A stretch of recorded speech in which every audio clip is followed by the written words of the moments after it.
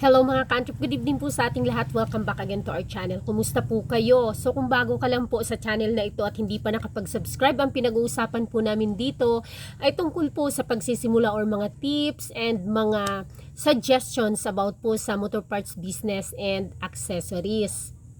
At mga iba-ibang tips po, mga small tips po na related sa ganitong mga usapan. So kung interesado ka, ay pakiclick mo na po yung subscribe button at yung notification bell para ma-notify ka tuwing may mga bago po ako ina-upload na mga video. So mga old videos ko po way back 2019, pwede nyo po yung i-check doon sa mga mag-start pa lang ng mga motor parts business nila.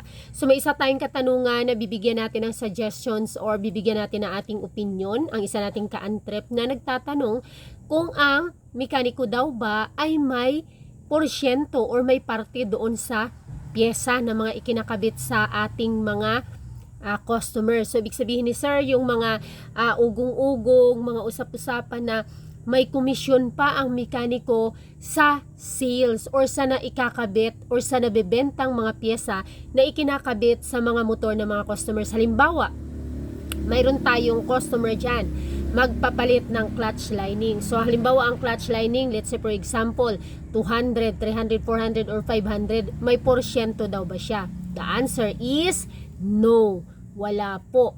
Huwag nyo pong i-offer yan doon sa inyong mga makukuhang mekaniko at ang makakapag-isip po kasi niyan mga ka-antrep is yung mga bagong shop owners pa lang or bago pa lang magtatayo ng ng mga shop nila, motorcycle repair shop or mga motor parts business at kukuha sila ng mekaniko. Kasi mga ka-antrep, wala naman sila doon nung tayo nagpaplano. Out sila doon sa eksena nung tayo naghahagilap ng mapupuhunan. So, hindi na po dapat sila kasali doon sa porsyento ng maikakabit doon sa ating mga customers kasi meron na silang labor. Sa labor pa nga lang mga ka-antrep ay tiba na sila eh. Bakit bibigyan pa natin sila ng porsyento? Sa atin na po yun kasi tayo ang namuhunan doon, ito ay negosyo natin, mekaniko sila dyan sa shop. So hindi na sila dapat bigyan ng porsyento. Ibang usapan yun kung yung ating in-house employee, empleyado, tao natin dito. Halimbawa, staff mo, tapos marunong-runong siyang gumawa, ngayon ang gusto mo ay palakihin or pataasin ang sales nyo. So, para magsumikap siya, ay pwede mo siyang sabihan na sa mga nabibenta natin, bigyan kita ng 0.5%, 0.20%, 0.20% na ano matawag dito, komisyon, ganun yon. Pero ibang usapan po yung mga privilege doon sa staff natin sa in-house. Pero doon sa mga mekaniko, hindi na po dapat yun kasi may mga options po kayong pwedeng i-offer po sa mga mekaniko makukuha po ninyo at kalimitan kasi nakakapag-isip niyan is yung mga baguhan pa lang or mag-o-open pa lang or first timer na mag-open ng shop. Ang hindi po ninyo alam mga ka-antrep, along the way, malulugi po kayo in the sense na kapag lumaki na po yung inyong shop, kapag lumakas na po, ay makukuha ka na rin po niya ng mga permits. Marami ng mga requirements, pataas ng pataas din ang iyong permits dyan. Pataas ng pataas ang demand or pangangailangan ng iyong shop. Hindi lang ikaw mag-i-end doon sa basta mga tools, mga basic tools. Dahil kung gusto mong mag-upgrade ang serbisyo ng iyong shop, ay mag-upgrade ka rin ng mga gamit. Wait lang po, ubo ako. Ngayon, so kung marami ka ng sinushoulder dyan, tapos magkukomisyon ka pa doon sa iyong mekaniko, what's the use of commission? Bakit commission doon sa sales? Dahil wala bang parte ang labor? Purely doon sa commission sa sales or sa benta doon sa naikakabit sa pyesa na tinrabaho nila?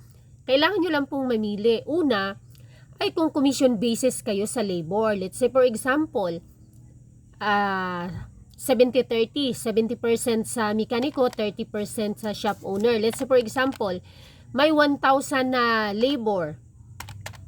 So magkano ang ang mapupunta sa sa mekaniko? 700, 300 sa shop. So ganun po yung mga nasa commission basis. Ngayon kung may labor na nga siya 70%, magbibigay ka pa ng komisyon doon sa pyesa na naibenta. What's the use pa? Bakit hindi mo na lang taasan yung iyong parte doon? Gawin mong 80%, 90% or all na 100% ng labor ay ibibigay mo na doon sa mekaniko. Bakit kailangan pa ng may komisyon? Malulugi ka na po doon kasi bakit kukuha pa siya ng porsyento galing sa piyesang naikabit doon sa mga motor ng mga customers nyo, meron naman siyang labor. 'Di ba? And pagdating po dyan sa labor, sinasuggest ko mga ka-antrep, huwag po kayong pumayag doon para lang mapapayag ang mekaniko or baka siya ang mag-demand na hindi kayo manghihingi po ng parte sa inyong shop. Number 1 kung bakit? Una, okay pa yan. Ngayon, kung ang usapan nyo ay hindi na mabali, baka magkaroon ng problema in the future. Kasi nung una, okay, wala ka pang binabayaran. Mayroon kang basic tools dyan, may mga socket, may mga combination rings, mga basic. Ngayon, naisipan mo, ay wala pala kaming aligning wheel, ay wala pala kaming malaking compressor, malait pala ito, ay mga gun tuckers, ay mga bala, ay mga cutting disc, ay mga sanding disc, ay mga welding rod, ay ang kuryente pala, ay tubeless machine pala. Yung mga ganong bagay mga ka-antrep, ay lifter pala. Yung mga ganong bagay mga ka-antrep, marirealize mo siya in the future pa, hindi agad-agad sa pagsisimula ng iyong shop. Ngayon, kung walang kita ang shop mo sa'yo, kung wala kang parte, saan mo bubunutin ang pang-develop or ang pang-upgrade ng iyong shop? Sa sarili mong bulsa. Na ano pa business yan? Sariling ibang business line na po yan siya kaysa sa store. May sariling DTI yan siya as a repair shop. Kahit na ikaw ay may store, kagaya po dito sa amin, dito sa akin. So may store, may mekaniko, pag may mekaniko ka, automatic, repair shop na yon. So this is a different DTI permit and that is a different DTI permit. So may mga obligations yan sa ating gobyerno. May mga obligations din ito sa ating gobyerno. So sino mag-shoulder nun kapag magre-renew ka na or kukuha ka?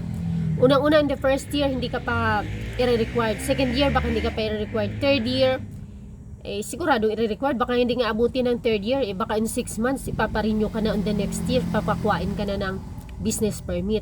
So, saan mo maso-shoulder yun? Hindi ba dapat yung shop na yan as separate business ay kumikita siya?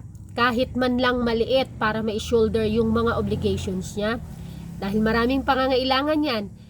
Permits, dapat dyan sa kita niya manggagaling ang pang bayad sa mga permits sa BIR ng ating monthly, quarterly, annual taxes, renew ng COR niya na sarili, yung kanyang mga fire extinguisher, maliban sa store, may fire extinguisher yan, pang-upgrade mo ng mga tools mo, saan mo lahat kukunin yun kung walang parte ang iyong shop? Huwag po kayo maniwala dun sa mga mekaniko nagsasabi, napakagahama naman ang shop owner na yan. Dapat amin lahat ang labor kasi kumikita naman sila. Sobra-sobra na ang kita nila. Wala, hindi sobra-sobra ang kita natin. Kasi that's a separate business permit. So kung may kita tayo dito sa store, dapat may kita ang shop para ma-cover up lang yung mga pangangailangan niya. Hindi nila alam yan, hindi alam ng mga mekaniko. Kasi on your first year, akala mo okay lang naman. Pag na-require ka na ng permits, doon mo na marirealize at kapag gusto mo nang mag-upgrade ng tools, doon mo na marirealize. So doon naman sa may mga mekaniko na kanila kuno ang tools. Question number 1, hanggang saan at hanggang anong mga tools ang kayang i-provide ng mekaniko mo para mapaganda ang serbisyo ng iyong shop? Hanggang saan? Kaya niya bang mag-provide ng malaking compressor? Kung yes, kaya niya bang i-provide yung mga lahat ng kagamitan dyan? Mga drills na pangbutas, mga drills. Diba may drills kami, Magkano bili namin ng drill? 12,000, 14,000, or 7,000. Diba? Tubeless machine, mga aligning wheel, ipoprovide niya ba lahat yon? Kasi kung hindi, at shoulder mo yun, at walang parte ang shop mo, nasisira po yan. Laging nawawala yung mga maliliit-liit na tools. Nasisira. So, paano mo i-replace? Saan ka kukuha ng pang-replace? Abono. Meaning abono. So, ano pat naging business siya kung wala naman palang kita? Kung abono palagi. Dapat kumikita siya, diba? Pambili ng sarili niyang tools. Pambayad ng renew ng permit niya. Pambili ng mga fire extinguisher niya. Pambayad ngayon lalo na may accreditation pa. So sa mga baguhan wala pa yan. Pag ni-require na kayo ng accreditation, dagdag siya ng bayarin ng ating obligation sa taxes. Kasi may permit ka na, hindi po store pinag-usapan natin na repair shop. Kapag shop kasi na may mekaniko, it's a separate na talaga. Repair shop siya maliban sa store mo. So mayroon ka ng permit, business permit sa iyong shop, plus the accreditation pa na i-renew mo taon-taon at magbabayad ka. Ang first, ang binayaran ay 2,000, magkano yun? 2,600 plus or 2,900 plus, something like that. So, saan mo kukunin yun? And then next year, babayad ka ulit for the renewal. Saan kukunin? Kaya wag po kayong maniwala doon sa mga mekaniko na halimbawa o-offeran nyo tapos magka-counter offer na dapat sa kanila ang lahat ng labor or dapat may porsyento sila. Wala po silang porsyento. Wag nyong bigyan ng porsyento. It's a toto tango. Okay? It's a partnership. Wala naman dyan ang mekaniko, hindi mag-a-apply ang mekaniko or walang tatagal sa'yo na mekaniko kung wala kang shop, kung hindi ka nakapag tayo ng shop, hindi ka nakapag-build, hindi ka nakapagpundar ng sarili mong pagsisika, puhunan, pera para makapagpatayo ng shop. At kung walang laman ng shop mo, aalisan ka rin ng mekaniko. Second, na ito ay partnership, mas malakas din naman talaga ang kita ng shop kapag may mekaniko. Mas malaki din ang kita nila kapag maraming customer. Ganun lang yun.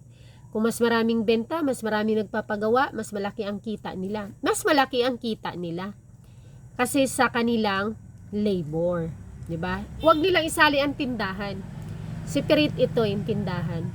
Separate siya na business. Doon lang tayo na sa gusto nila na kanila lahat ang labor.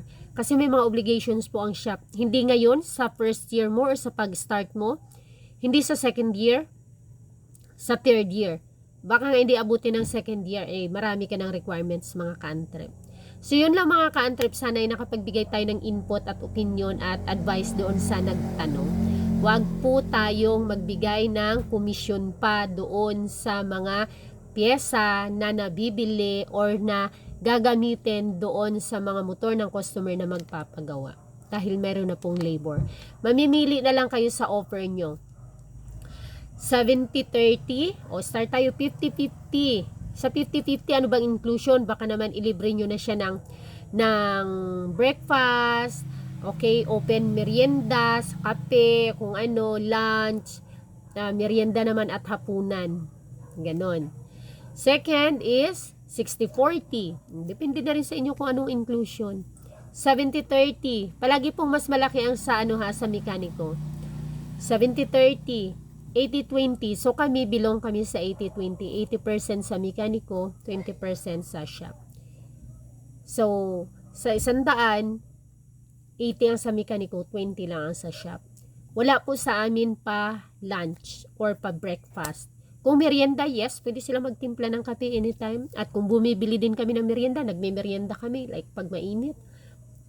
Okay, para sa lahat ang binibiling merienda, soft drinks, tinapay, ice, nandyan din ang ice, tubig. So, yun po, kung hinihingi nyo yung personal setup namin. Walang inclusion na pagkain dahil ayoko ma-stress pagdating sa ulam. So, yun lang mga ka-antrep. Bye-bye. Pa-click naman po ang like at comment lang kayo kung meron kayong katanungan na pwede kong ma-share sa inyo as shop owner din. Bye-bye!